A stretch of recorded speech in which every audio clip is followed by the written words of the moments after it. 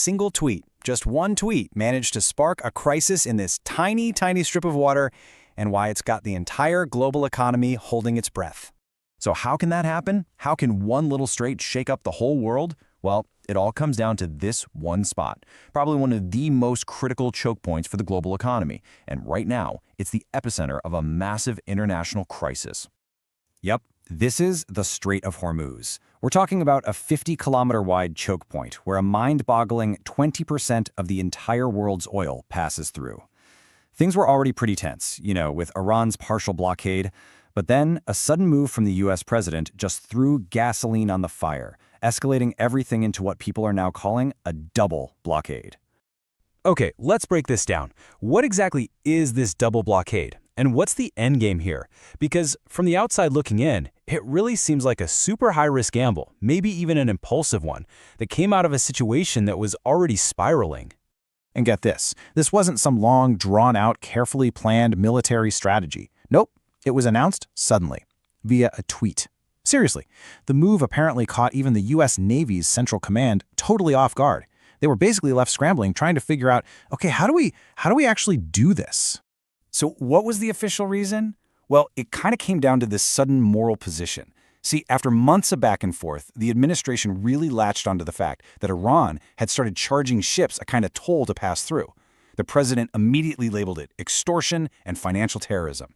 And bam, that became the justification for shutting the whole thing down. On paper, the strategy is, well, it's pretty blunt. The thinking goes like this. If you stop Iran from exporting its oil, its economy just collapses. The US estimates that Iran only has about 2 weeks of storage capacity. Once that's full, they'd literally have to shut down their own oil wells. The pressure would be so immense, they'd have no choice but to come to the negotiating table. Simple, right? Well, not so fast. The analysis we're digging into today says this plan is actually deeply, deeply flawed. The argument is that far from bringing Iran to its knees, this whole thing is probably going to backfire, and not just a little bit. We're talking spectacularly, and not just for the US, but for, well, pretty much everyone. So why is it so likely to fail? The source points to this whole cascade of problems, but a huge one is that the US seems to be seriously underestimating Iran on 2 fronts. First, their ability to hit back in, let's say, creative and unexpected ways. And second, just how tough they've become after enduring years and years of crippling sanctions already. And that brings us to maybe the biggest miscalculation of all: China. You see, China buys up to 90% of Iran's oil exports. They already use so-called ghost ships, tankers that turn off their transponders to avoid being tracked. So the idea that they're just going to sit back and comply, it's unlikely. In fact, we're already hearing reports that a Chinese tanker has just sailed right through, openly defying the blockade. And think about it, if the US can't or won't stop them, the whole strategy just crumbles. And it's not just a problem over there. There's a real immediate cost right here at home. This conflict had already sent US fuel prices soaring by 30% in just 1 month. A full blockade that tightens the global oil supply, that's just going to mean more pain at the pump for everyday Americans. But here's a twist. The country that might get hit the hardest in all of this, it might not be Iran. It might not even be the US. The analysis we're looking at argues that it could actually be India, a country that's now completely caught in the crossfire of a fight it has no control over. I mean, just look at this. More than half, over 50% of India's fuel and LPG comes through this one single strait. And unlike a lot of other big economies, India just hasn't diversified its energy sources enough. That makes its entire economy uniquely and incredibly vulnerable to this blockade. And you can see how this plays out, right? It sets off this really painful chain reaction. Before, the US was letting India buy Iranian oil, which helped keep prices stable.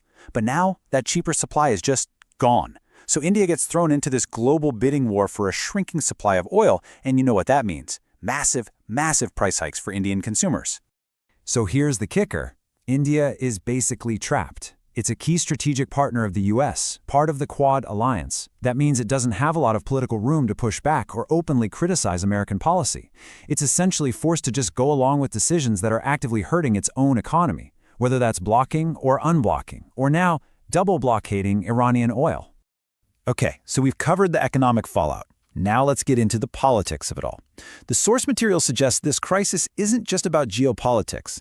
It might have a lot more to do with leaders in both the US and Israel who are dealing with some very serious problems back home.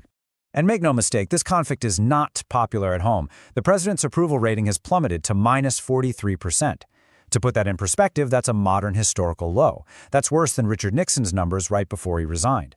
A lot of American voters who specifically elected him to stay out of foreign wars are now feeling pretty betrayed. And then you have moments like this, which really don't help the optics. You have Israeli Prime Minister Netanyahu openly saying that the US Vice President reports to me every day. Now, for a lot of voters, hearing that just fuels the perception that this whole conflict isn't really about American interests, but is being driven by foreign ones. The analysis essentially paints this as a classic wag the dog situation. You know the idea, create a foreign crisis to distract from problems at home. And both leaders were facing huge pressure. Netanyahu was dealing with corruption charges, and Trump was dealing with the political fallout from a major sex trafficking scandal. So the argument is, what better way to change the headlines than a big foreign adventure? The irony, of course, is that all this talk about regime change in Iran has kind of boomeranged, with people now talking about it in the US and Israel. And for many observers, this blockade doesn't seem to have come out of nowhere. It's seen as part of a much wider pattern of pretty erratic behavior. The source points to a whole series of unpredictable statements and actions, calling traitors crazy beasts, threatening to wipe out an entire civilization, even attacking the Pope's foreign policy. This is the kind of stuff that, according to one poll, has led 61% of Americans to see the president's behavior as unstable. So, after all of that, where are we? What's the takeaway?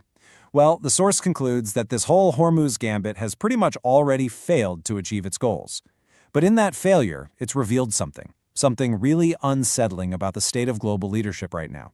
You know, the goal was to project strength, to force Iran's hand, but it seems to have done the exact opposite. It's exposed the desperation of the leaders who came up with it, it's strained alliances, and it's shown the world that even a superpower's threats can be called out and even ignored. And that just creates more chaos, not less. And all of this leaves us with one last, really crucial question. It's a question that's bigger than just this one crisis.